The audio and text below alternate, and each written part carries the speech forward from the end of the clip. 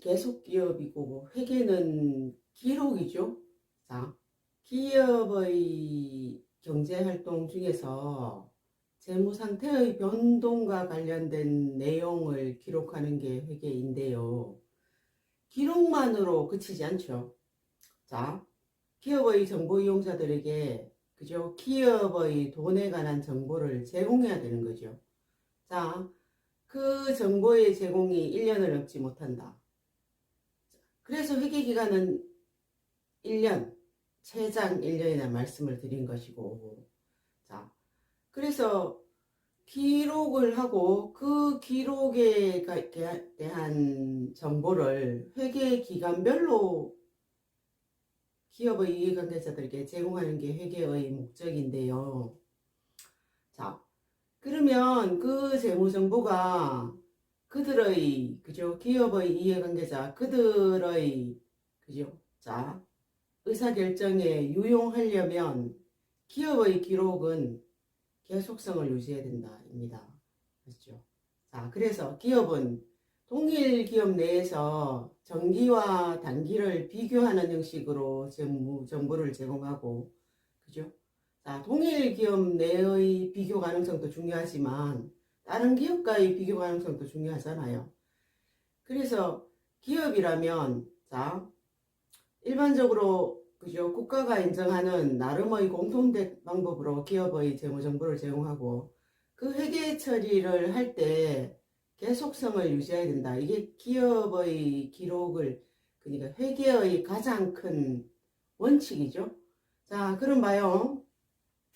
그래서 기업은 자, 기록을 하는데 그 기록의 단위가 계정입니다. 자산, 부채, 자본, 수익, 비용 계정으로 회계 처리를 해요. 자, 근데 이제 재무 상태라는 게 기업의 자산, 부채, 자본의 상태죠. 자, 봐요. 자, 기업이 회계기간 단위로, 그죠? 자, 기업의 회계기간은 1년을 넘지 못한다. 자, 법인 기업이라면 회계기간을 정할 수 있어요. 임의로. 1년을 넘지 못한다. 1년, 그러니까.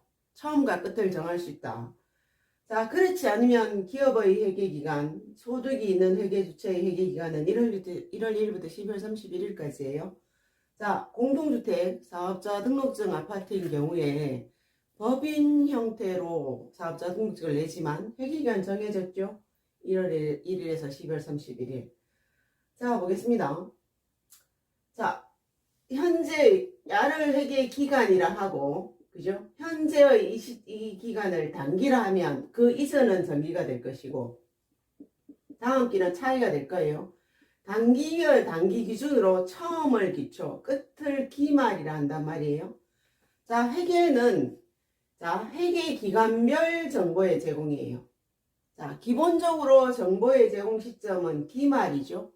자, 회계기간 단기의 기말에 정보를 제공하고 이 기말의 정보는 다음 기의 기초정보란 말씀이에요. 그래서 기업은 계속기업이고 계속기업을 전제로 계속적으로 업무를 하고 있는 것이고 기록 역시 계속되는데 정보를 제공할 때 회계기간 단위로 그죠? 말씀 1년마다 한 번씩 정보를 제공한다. 자, 단기 기준의 정보의 제공 시점은 기말이에요. 그죠? 이를 우리는 결산일이라 하죠.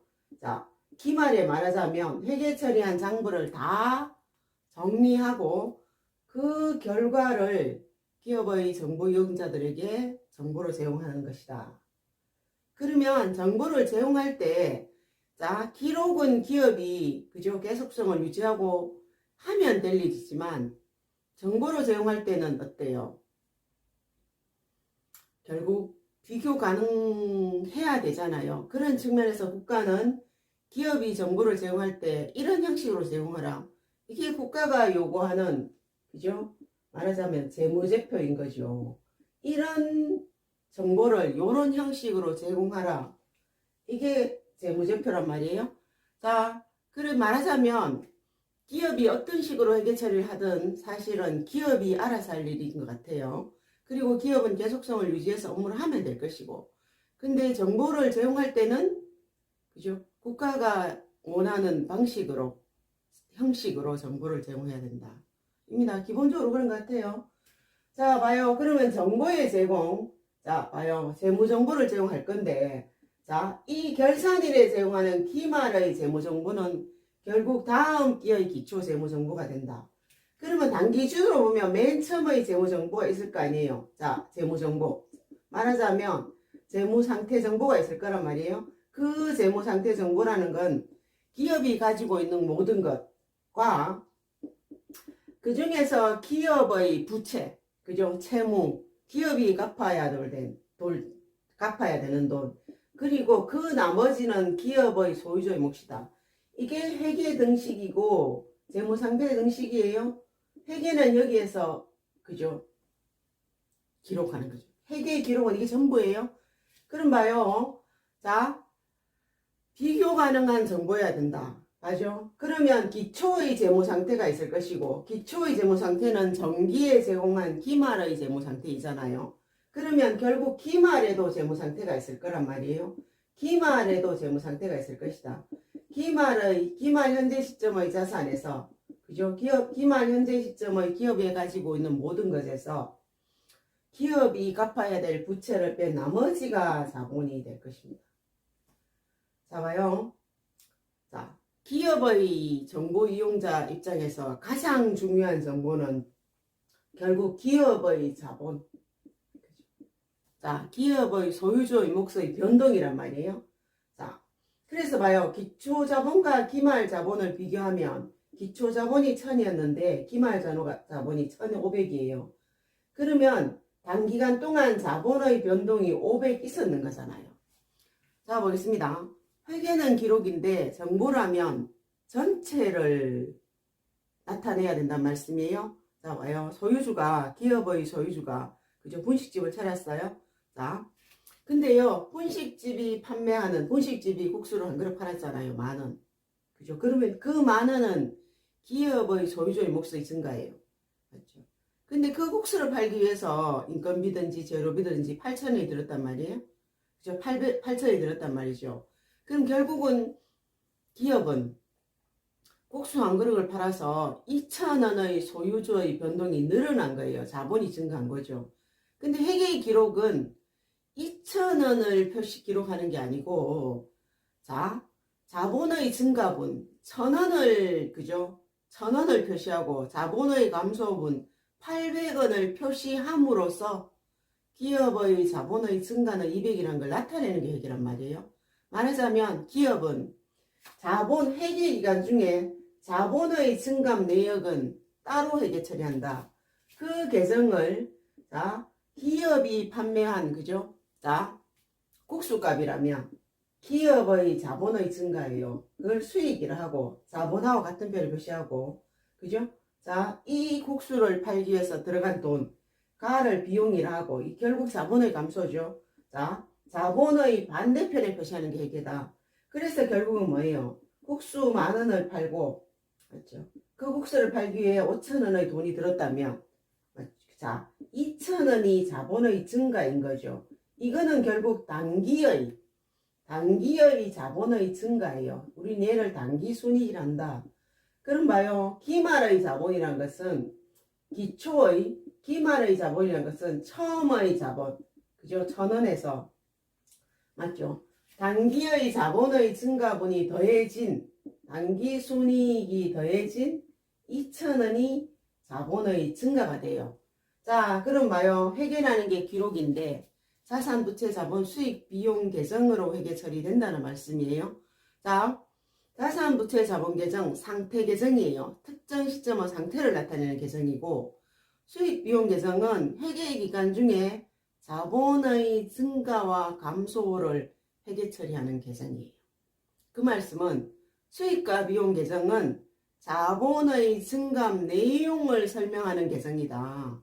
수익 계정이라면 자본을 증가시키는 요인, 자, 비용 계정이라면 자본을 감소시키는 요인이다 말씀이에요.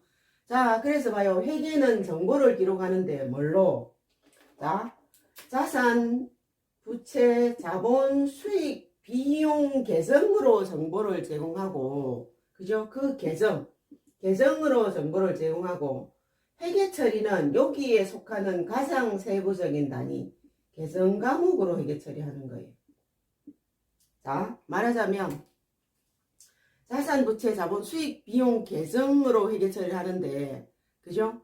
거기에 회계 처리는 거기에 속하는 가장 작은 단위로 회계 처리한다. 현금, 자산 계정 과목이잖아요. 그러면 자, 현금의 증가는 현금이라는 계정 과목으로 회계 처리한다는 말씀이에요.